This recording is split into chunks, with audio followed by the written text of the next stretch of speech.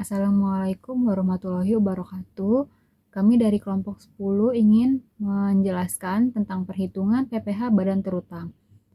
Di kelompok kami ini ada Marta Erika Putri Simanjuntak, Gita Wira Astuti, dan Fain Swanten dari kelas 05 SAKM 002, mata kuliah akuntansi perpajakan, dengan judul perhitungan PPh Badan Terutang. Yang pertama ada PPh Badan. Pajak penghasilan badan merupakan salah satu sumber penerimaan negara yang signifikan, digunakan untuk membiayai berbagai program pembangunan dan pelayanan publik.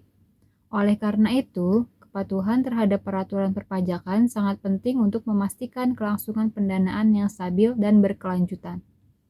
Dalam praktiknya, perhitungan PPh Badan Terutang memerlukan pemahaman mendalam tentang berbagai regulasi perpajakan, prinsip akuntansi, dan prosedur administrasi pajak yang berlaku.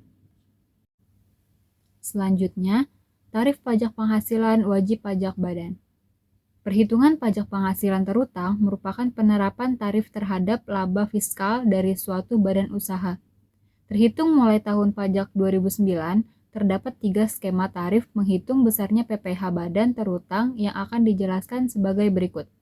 Yang A, mulai tahun pajak 2021 untuk wajib pajak dalam negeri dan bentuk usaha tetap diberlakukan tarif tunggal 22% yang sebelumnya adalah 25%.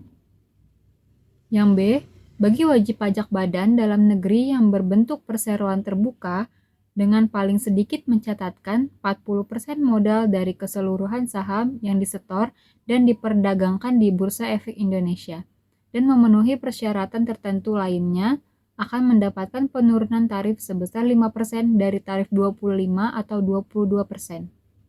Yang C, tarif sebagaimana tercantum dalam pasal 31E Undang-Undang Pajak Penghasilan, di mana tarif ini berlaku khusus bagi wajib pajak dalam negeri yang memiliki peredaran bruto sampai dengan 50 miliar. Kemudian ada langkah-langkah untuk menghitung PPh Badan Terutang.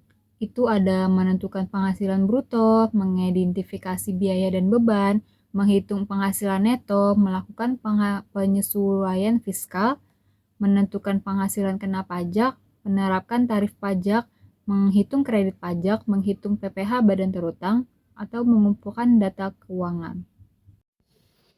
Lalu selanjutnya ada agenda. Agenda terbagi menjadi 8, yaitu ada Introduction, History, Objectives and Study, Theme, Visual Graphics, Marketing Channel, Proposal, and Launch. Selanjutnya ada berbagai macam-macam komponen pajak yang relevan dalam PPh.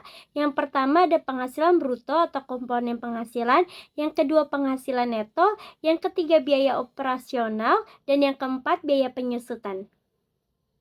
Saya akan melanjutkan komponen pajak yang relevan dalam PPh.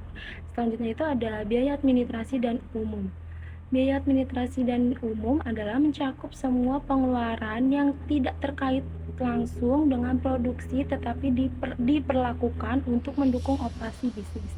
Contoh biaya administrasi dan umum meliputi biaya kantor, biaya pemasaran, biaya perjalanan, dan biaya audit.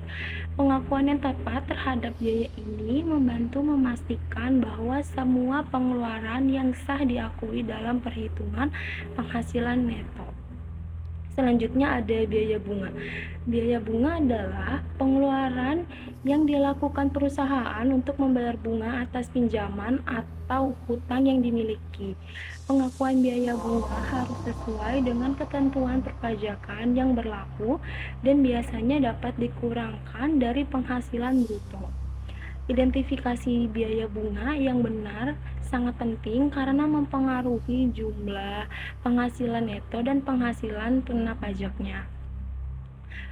Pengeluaran yang tidak dapat dikurangkan, komponen penyesuaian fleksibel adalah peraturan perpajakan yang mungkin mengatur bahwa beberapa biaya tidak dapat dikurangkan dari penghasilan bruto. Pengeluaran yang tidak dapat dikurangkan ini harus diidentifikasi dan dihapus dari biaya yang dilaporkan dalam laporan keuangan. Contohnya seperti pengeluaran yang tidak dapat dikurangkan meliputi biaya denda dan biaya penalti serta biaya representasi yang melebihi batas yang diizinkan oleh peraturan perpajakan. Penyesuaian ini dilakukan untuk memastikan bahwa hanya biaya yang dapat dikurangkan menurut peraturan perpajakan yang diakui dalam perhitungan penghasilan kena pajak. Selanjutnya adalah penghasilan yang belum diakui. Ada di situasi di mana penghasilan harus diakui dalam perpajakan meskipun diakui dalam laporan keuangan komersial.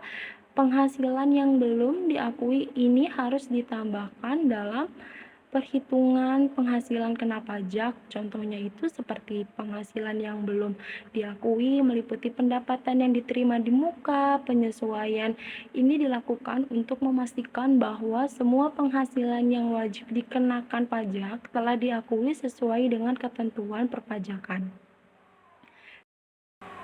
Selanjutnya ada tarif pajak penghasilan badan atau komponen tarif pajak. Tarif pajak penghasilan badan adalah persentase yang diterapkan pada penghasilan kena pajak untuk menentukan jumlah PPh terutang. Di Indonesia, tarif pajak penghasilan badan adalah 22% hingga tahun 2023 dan akan turun menjadi 20% mulai tahun pajak 2024. Tarif ini diterapkan pada penghasilan yang kena pajak yang dihitung setelah penghasilan penyesuaian fiskal. Penerapan tarif pajak yang tepat sangat penting untuk menghitung jumlah PPh badan terutang dengan akurat. Selanjutnya ada pajak yang sudah dibayar di muka atau komponen kredit pajak. Kredit pajak yang diperoleh dari pajak yang telah dibayar di muka oleh perusahaan selama tahun pajak berjalan. Contohnya, pajak yang sudah dibayar di muka meliputi angsuran PPh pasal 25 yang menerapkan pembayaran pajak di muka berdasarkan estimasi penghasilan kena pajak. Pengakuan kredit pajak yang benar membantu mengurangi jumlah PPh terutang yang harus dibayar oleh perusahaan. Selanjutnya ada pajak yang dipotong oleh pihak ketiga. Pajak yang dipotong oleh pihak ketiga adalah atas penghasilan yang diterima oleh perusahaan. Contohnya itu seperti pajak yang dipotong oleh pihak ketiga meliputi PPh pasal 22 atau pajak atas impor barang dan PPh pasal 23 pajak atas jasa atau sewa. Pengakuan yang tepat terhadap pajak yang dipotong oleh pihak ketiga membantu memastikan bahwa perusahaan tidak membayar pajak ganda atas penghasilan yang sama. Selanjutnya ada kompensasi kerugian atau kompensasi lainnya. Kompensasi kerugian adalah mekanisme yang dimana perusahaan dapat mengompensasikan kerugian dari tahun-tahun sebelumnya dengan penghasilan kena pajak pada tahun berjalan. Ini memungkinkan perusahaan untuk mengurangi jumlah penghasilan kena pajak berdasarkan kerugian yang dialami pada periode sebelumnya. Ketentuan mengenai kompensasi kerugian biasanya diatur dalam peraturan perpajakan dan dibatasi dalam jangka waktu tertentu. Pemanfaatan kompensasi kerugian dengan tepat dapat membantu mengurangi beban pajak perusahaan. Perhitungan pajak penghasilan PPh badan terutang adalah langkah krusial dalam memastikan kepatuhan perusahaan terhadap peraturan perpajakan yang berlaku.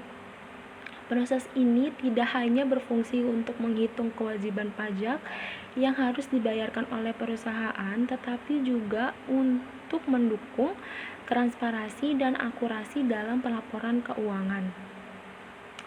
Berbagai komponen pajak yang relevan seperti penghasilan bruto, biaya dan beban, penyesuaian fiskal, tarif pajak, dan kredit pajak yang harus diperhitungkan dengan cermat untuk memastikan perhitungan yang tepat. Setiap komponen ini memainkan peran penting dalam menentukan penghasilan kena pajak dan jumlah PPh badan terutang.